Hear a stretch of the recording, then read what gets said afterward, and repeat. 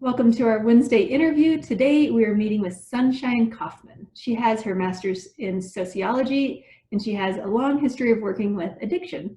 And currently she has changed to the prevention arena, working with a program in town called Healthy Families. Hi, Sunshine. Hi, Marca. Thanks for having me. Yeah, so to start off, can you tell me a little bit about Healthy Families?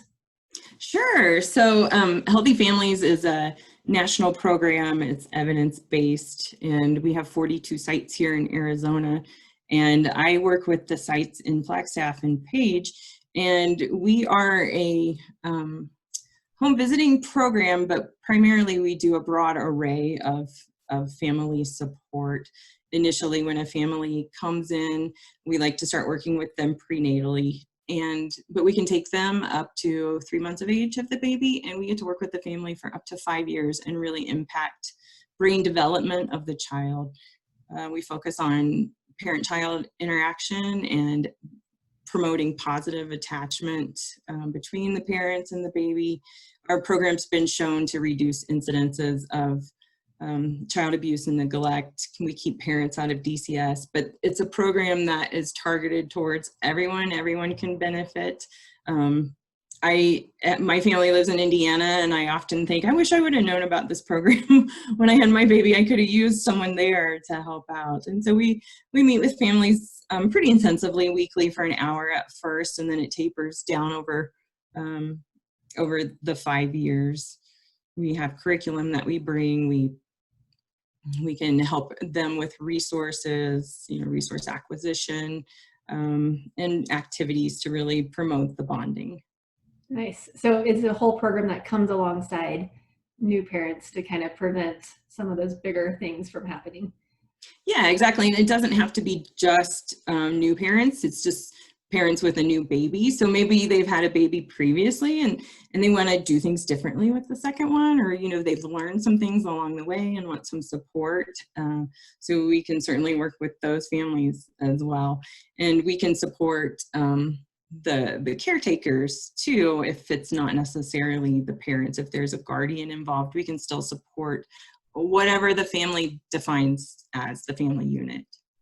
Yeah. How do they, anyone can reach out to Healthy Families if they are looking for support? Or do they have to be referred? Definitely. They don't have to be referred. We don't have any income limits, so it's open to everyone, and it's free to participate.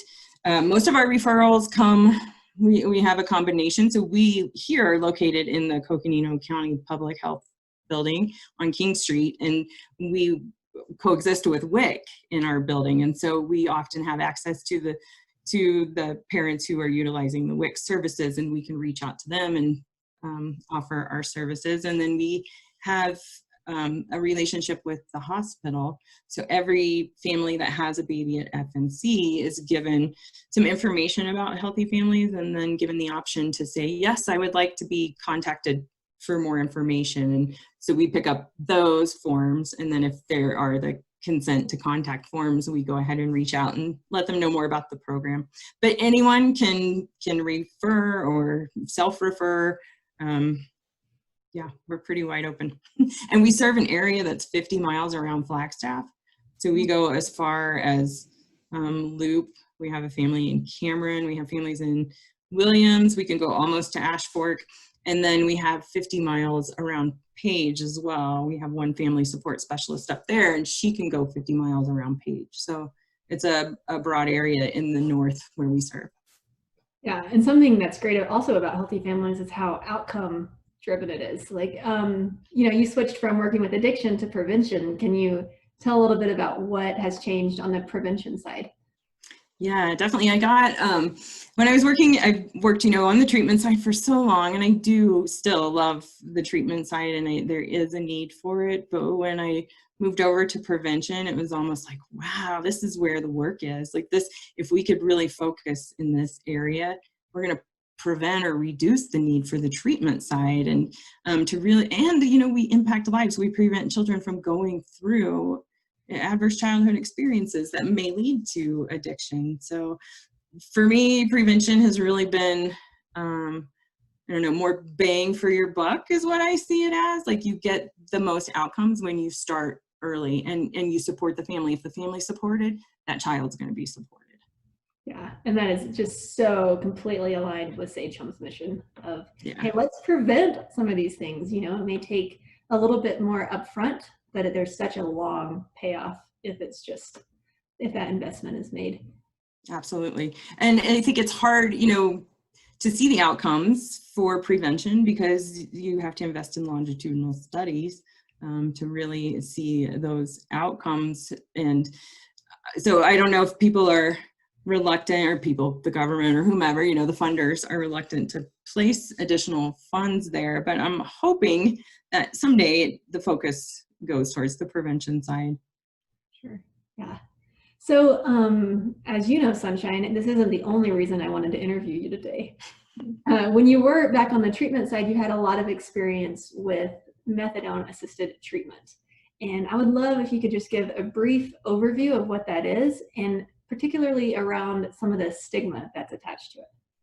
Absolutely. So like I said, I loved working in the treatment area as well. And this was really the piece that where my heart was.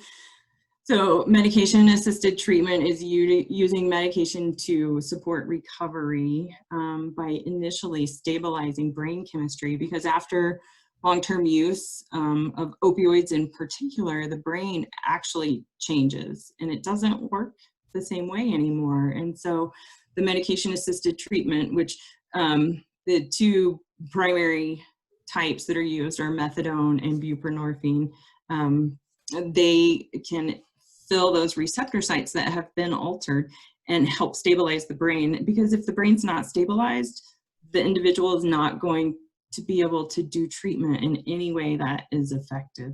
So it kind of, I think of Maslow's hierarchy of needs. My first career was as a teacher, so I often refer back to Maslow's hierarchy of needs. And the medication-assisted treatment really addresses those bottom portions of the triangle, the security, the physical security, the safety, the stabilization. And you have to have that before you can move up towards self-actualization, before you can move up towards recovery.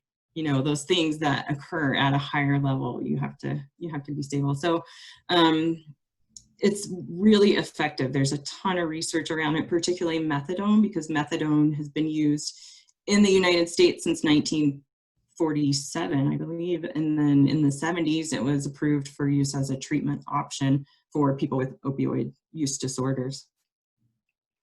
Oh, and then you wanted to talk about the stigma associated with it. So a couple big problems with medication-assisted treatment is the stigma associated with it. And one of the big misconceptions is that you're substituting one drug for another. And it's not quite that way. When you are using drugs, there's drug-seeking behavior. There is a lot of risk-taking. There is, potentially needle use that can invite infectious diseases. There's just a lot of harmful effects that come from drug-seeking behavior. So with medication-assisted treatment, you're not substituting one drug for another. You're substituting a drug for a medication that does not get you high, that merely keeps you from going through withdrawals and through all the negative effects, and can help prevent relapse. The relapse rates from opioid use disorder are upwards of 90% when it's abstinence-based. There's just, the brain has been so fundamentally changed that there's little hope. I mean, no matter how intensive the treatment is. And so the medication really increases the odds of success. Another misconception that I hear is you're not really in recovery if you're using methadone or buprenorphine. It's interesting to me because the DSM-5 changed the definition of what that looks like to be around functioning. How's a person doing? Are they able to work? Are they maintaining their family life, their community relationships, and so forth? And it's not considered a problem until that starts falling away.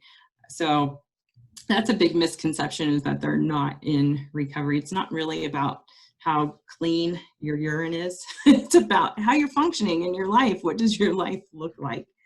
So Yeah. So medicated assisted treatment is a way to regulate them enough to kind of work through some of their issues without them needing or relapsing, that high rate of relapse. Exactly. Yeah. Exactly. Awesome. Okay, well, thank you so much.